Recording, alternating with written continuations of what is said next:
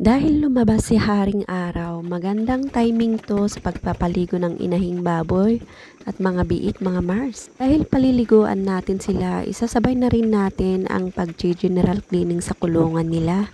Kailangan kasi nating panatilihin na malinis yung kulungan nila para malayo sila sa sakit. Kaya habang kumakain sila mga Mars, pinunasan ko na yung mga laruan nila, lininisan ko na yung mga drinker nila. Para pagkatapos nilang kumain, maliligo na lang sila. Habang inaantay ko silang matapos kumain mga Mars, isinabay ko na rin tong drum mga Mars. Nilinisan ko na rin yung loob niya. Pagkatapos na nilang kumain mga Mars, kailangan ko na rin sabunin yung flooring nila para matanggal yung amoy. Tapos kung nagpaligo sa mga biik, ito namang inahin ang isinunod kong paliguan. Hindi ko na naipakita ang pagpaligo ko sa mga biik kasi hindi pala naka-play tong camera. Ito yung gusto ko sa inahin na to, pag napapaliguan, tahimik siya. Hindi siya malikot.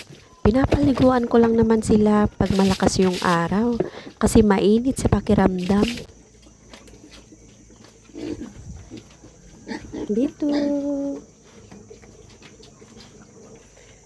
Tapos nang naligo yung inahin mga Mars at saka itong mga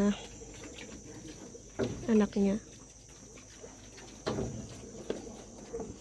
Inaantay ko na lang na mapuno itong drum tapos uuwi na rin ako. And yun lamang for today's vlog. Thank you for watching.